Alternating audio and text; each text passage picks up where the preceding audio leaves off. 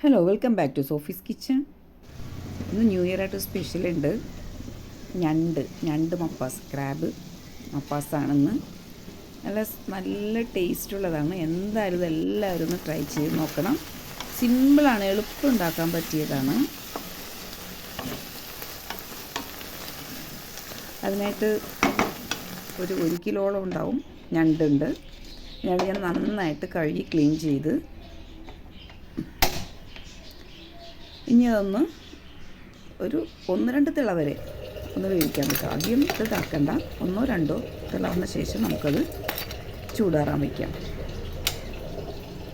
ഇത് മാറ്റാൻ സമയമായി. നമുക്കിത് തണുക്കാൻ വയ്ക്കാം. ഇതിനായിട്ട് 2 പച്ചമുളകുണ്ട്, ഒരു സവോള, ഒരു 10-15 ഉള്ളി, ഒരു തക്കാളി, ഒരു കഷ്ണം ഇഞ്ചി, കുറച്ച് കറിവേപ്പില, 1 കപ്പ് തേങ്ങ.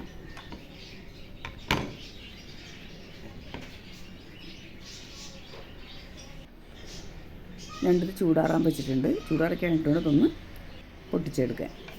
അപ്പോഴേക്കും നമുക്ക് ഈ തേങ്ങ ഒന്ന് വറുത്തെടുക്കാം.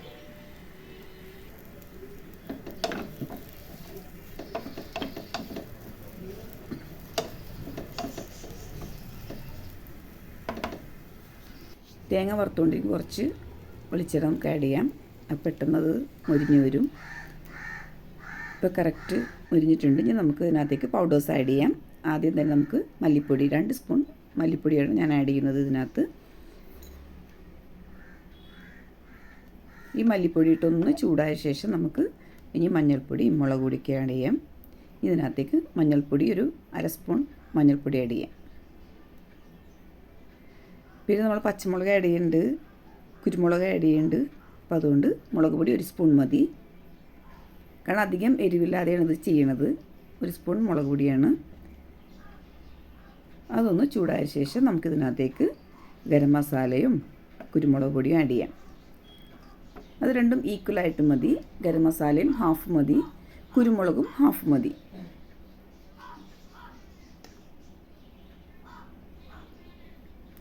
ഓക്കെ, ഇനി എല്ലാവരും നന്നായിട്ടൊന്ന് ചൂടാക്കാം. അതിനുശേഷം നമുക്കിത് ഫൈൻ പേസ്റ്റായിട്ട് എടുക്കണം കേട്ടോ. ചൂടാറാൻ വയ്ക്കാം. അപ്പോഴേക്കും നമുക്ക് ഈ പച്ചമസാലയ്ക്കൊന്ന് വഴറ്റിയെടുക്കാം. പച്ചമസാലയിൽ നമുക്ക് വഴറ്റിയെടുക്കുന്നത് സവാളയും ഉള്ളിയും മാത്രമാണ്.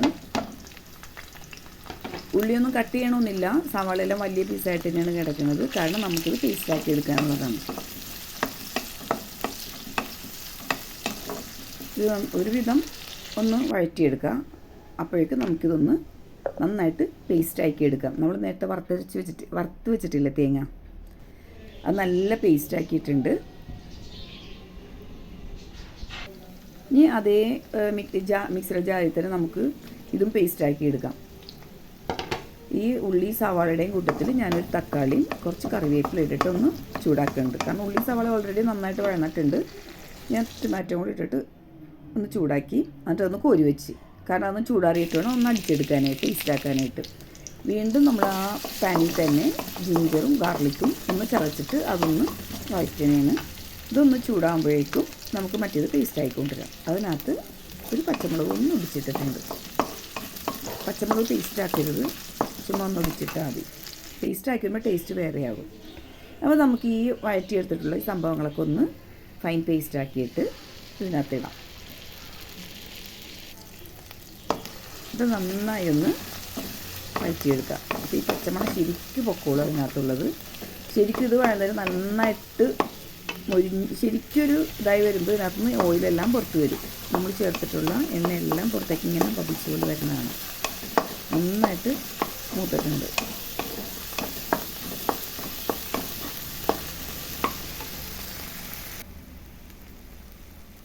ഇനി ഇതിനകത്തേക്ക് നമുക്ക് എന്താ ചേർക്കേണ്ടത്?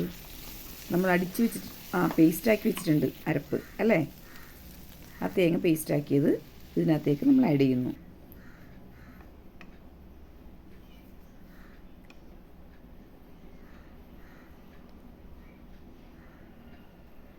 ഇതിനകത്തേക്ക് ആവശ്യത്തിന് ഉപ്പ് ചേർക്കണം.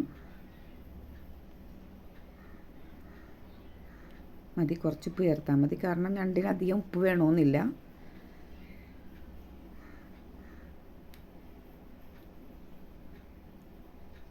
അപ്പോൾ ഈ അരപ്പും ഈ പച്ചമസാലയും ശരിക്കും ഒന്ന് മിക്സ് ചെയ്ത് മിക്സ് ചെയ്യാൻ നന്നായിട്ടൊന്ന് ഇളക്കി ചേർക്കണം. എന്നിട്ട് നമുക്കിതിനകത്തേക്ക് ഇനി ഈ ഉലിച്ച് വെച്ചിട്ടുള്ള ഞണ്ടെല്ലാം ക്ലീൻ ചെയ്ത് കട്ട് ചെയ്ത് വെച്ചതാണിത്.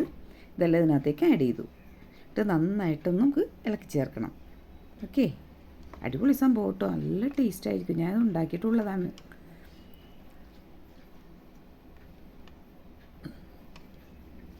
നന്നായിട്ട് മിക്സ് ചെയ്യാം. എന്നിട്ട് ഒരു മീഡിയം ലോ ടു മീഡിയത്തിലേക്ക് എത്തേണ്ട ആ രീതിയിൽ ഫ്ലെയിം വെച്ചിട്ട് കുറച്ച് വെളിച്ചെണ്ണ അങ്ങ് ഒഴിച്ചു കൊടുക്കുക. എന്നിട്ട് നമുക്കൊരു കുറച്ച് നേരത്തേക്ക് അതൊന്ന് ആവിയിൽ വേകാനായിട്ടൊന്ന് മൂടി വെക്കാം നമുക്കിത്. ഓക്കെ, ഇതിനകത്തൊരു പച്ചമുളക് ഇട്ട് കൊടുത്തിട്ടുണ്ടെങ്കിൽ ആ ഒരു പച്ചമുളകിൻ്റെ ഒരു ഫ്ലേവർ ഇതിന് കിട്ടും. അത് പൊട്ടിക്കൊന്നും ചെയ്യരുത്, ഫുള്ളി ഒരു പച്ചമുളക് ഇട്ട് കൊടുത്താൽ മതി. എന്നിട്ട് നമുക്കത് ആവിയിൽ വേകാൻ വയ്ക്കാം. ഓക്കെ, ഒരു 4 to 5 മിനിറ്റ് വരെ. ഓക്കെ, ഇപ്പോൾ അടിപൊളി സംഭവമായിട്ടുണ്ട്. എണ്ണയെല്ലാം തെളിഞ്ഞു വന്നു.